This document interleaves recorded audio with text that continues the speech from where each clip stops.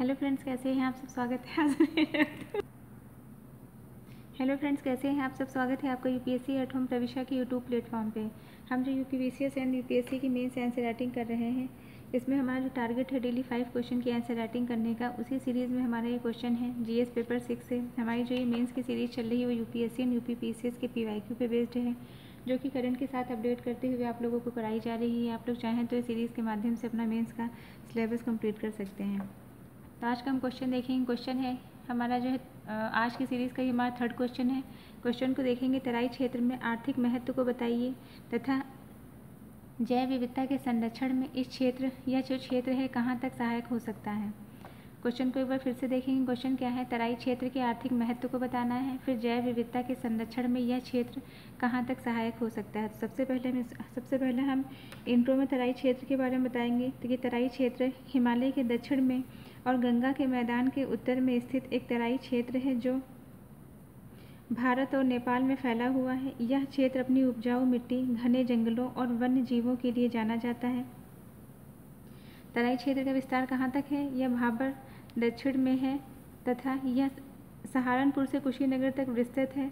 इस क्षेत्र में वर्षा अधिक होने के कारण यहाँ दलदली मैदान पाए जाते हैं।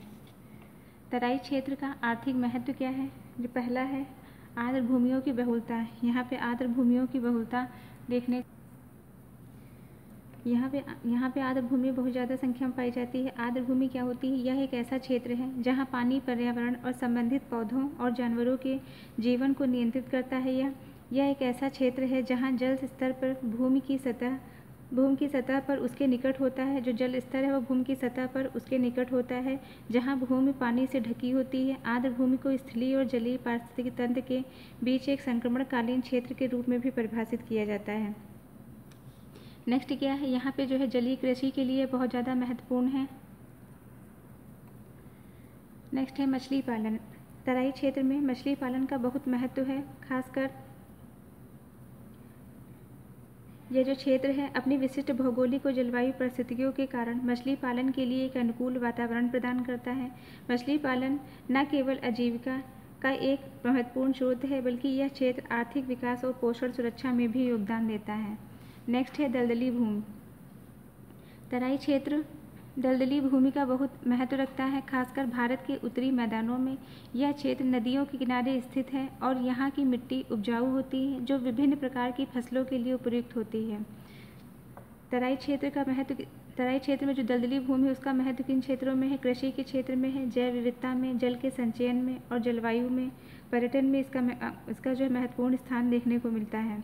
जो कृषि के क्षेत्र में क्या महत्व है? तराई क्षेत्र की दलदली भूमि में चावल, गेहूं, गन्ना, जूट और अन्य फसलें उगाई जाती हैं। यह क्षेत्र भारत की खाद्य सुरक्षा में महत्वपूर्ण भूमिका निभाता है।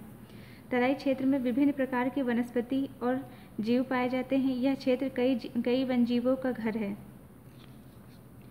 जो कि इसमें जो है दर्शाता है, इसकी जैव विविधता को दर्शाता है, जैसे कि बाघ, हाथी, गैंडा, हिरन और पक्षी। नेक्स्ट क्या है? बहुदेशीय औषधियाँ। यहाँ पे बहुत सारे जो है बहुदेशीय औषधियाँ विद्यमान हैं। चावल, गेहूँ और गन्ने की खेती के लिए उपयुक्त है, क्योंकि तराई क्षेत्र की जो भूमि है वह दलदली होती है, जिसके कारण यहाँ पे चावल, गेहूँ, गन्ना, जूट और अन्य फसलें उगाई जाती हैं। यह क्षेत्र भारत की खाद्य सुरक्षा के लिए महत्वपूर्ण भूमिका निभाता है। तो ये हमने देखा कि तराई क्षेत्र का आर्थिक महत्व क्या था। आर्द्र भूमियों की बहुलता देखने को मिलती है, जलीय कृषि के लिए महत्वपूर्ण है, मछली पालन के लिए यहाँ की जो भूमि होती है दलदली भूमि है, जिसके कारण जो है कृषि के लिए जो है इसकी उपयोगिता बढ़ जाती है। जैव विविधता का भंडार है ये, जल के संचयन के लिए भी महत्वपूर्ण है। तराई क्षेत्र में दलदली भूमि पानी को सोखने और जमा करने में जो है मदद प्रदान करती है, जिससे भूजल स्तर बढ़ता रहता है। यह क्षेत्र बाढ़ को नियंत्रित करने में भी मदद निभाता है। नेक्स्ट क्या है? जैव विविधता संरक्षण में सहायक, जिसके अंतर्गत जो फर्स्ट क्या है? डॉल्फिन परियोजना एवं घड़ियाल। तराई क्षेत्र में डॉल्फिन परियोजना और घड़ियाल विशेष रूप से गंगा नदी डॉल्फिन और घड़ियाल के संरक्षण से संबंधित है। यह परियोजना भारत सरकार के द्वारा शुरू की गई है, जिसका उद्देश्य इन जलीय जीवों और उनके आवासों की रक्षा करना है।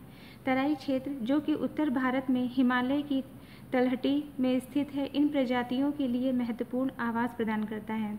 तराई क्षेत्र में जो डॉल्फिन प्रोजेक्ट है, यह परियोजना गंगा नदी डॉल्फिन के संरक्षण पर केंद्रित है, जो भारत राष्ट्रीय जलीय जीव है। इसका उद्देश्य क्या है? इस परियोजना का मुख्य उद्देश्य गंगा नदी डॉल्फिन और अन्य समुद्री नदी डॉल्फिन के संरक्षण के लिए एक व्यापक रणनीति विकास करना है। इसके संरक्षण के लिए क्या उपाय किए गए हैं? इसमें आवास संरक्षण, वैज्ञानिक अनुसंधान और सामुदायिक जन जागरूकता, प्रदूषण नियंत्रण जैसे उपाय शामिल हैं। यह महत्वपूर्ण है इसलिए क्योंकि डॉल्फिन नदी के स्वास्थ्य पर एक महत्वपूर्ण संकेतक है। उनके संरक्षण से न केवल डॉल्फिन बल्कि पूरे नदी पारिस्थितिक तंत्र को लाभ मिलता है। घड़ियाल संरक्षण जो है, घड़ियाल संरक्षण भी तराई क्षेत्र में पाए जाते हैं, गंभीर रूप से लुप्तप्राय प्रजाति है। घड़ियाल के संरक्षण के लिए भारत में कई अभयारण्य और राष्ट्रीय उद्यान स्थापित किए गए हैं, जैसे कि राष्ट्रीय चंबल अभयारण्य। इसका महत्व क्यों महत्वपूर्ण है? घड़ियाल नदी पारिस्थितिक तंत्र में एक महत्वपूर्ण भूमिका निभाते हैं। उनके संरक्षण से नदी के स्वास्थ्य में सुधार होता है।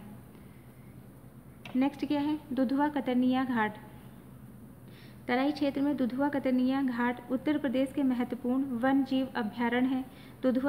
दुधवा राष्ट्रीय उद्यान और कतरनिया घाट वन जीव अभयारण्य दोनों ही बाघों, हाथियों, गैंडों और अन्य वन्यजीव के लिए प्रसिद्ध हैं। कतरनिया घाट दुधवा टाइगर रिजर्व का एक महत्वपूर्ण हिस्सा है और यह भारत नेपाल सीमा पर स्थित है। तराई क्षेत्र भारत के उत्तर मैदानों का एक हिस्सा है जो हिमालय की तलहटी में स्थित है। यह क्षेत्र अपनी घनी वनस्पति, नदियों और आर्द्रभूमियों के लिए जाना जाता है। जो दुधवा राष्ट्रीय उद्यान है, यह उत्तर प्रदेश के लखीमपुर खीरी जिले में स्थित है। यह राष्ट्रीय उद्यान 1977 में एक राष्ट्रीय उद्यान बना और 1987 में इसे टाइगर रिजर्व घोषित कर दिया गया। कतरनिया घाट वन्यजीव अभयारण्य उत्तर प्रदेश के बहराइच जिले में स्थित है। यह 1975 में स्थापित किया गया और 2008 में इसे टाइगर रिजर्व घोषित कर दिया गया है। दुधवा और कतरनिया घाट के बीच में आपस में क्या संबंध है? ये दोनों अभयारण्य वन्य जीवों के आगमन के लिए महत्वपूर्ण कड़ी हैं। कतरनिया घाट दुधवा और किशनपुर वन्यजीव अभयारण्य के बीच एक महत्वपूर्ण गलियारा प्रदान करता है। नेक्स्ट हम देखेंगे पीलीभीत टाइगर रिजर्व।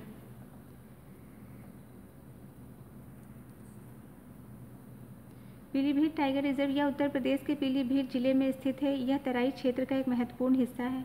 यह ऊपरी गंगा के मैदानों में तराई ऑक लैंडस्केप का हिस्सा है। यह रिजर्व भारत नेपाल सीमा के पास स्थित है और गोमती नदी सहित कई नदियों का जल ग्रहण क्षेत्र है। ये कहाँ पे स्थित है? ये पीलीभीत में स्थित है। इसकी विशेषता क्या है कि यह तराई क्षेत्र का महत्वपूर्ण हिस्सा है जिसमें साल के जंगल, ऊंचे घास के मैदान और नदियाँ शामिल होती हैं। नेक्स्ट है प्राकृतिक संसाधनों की उपलब्धता।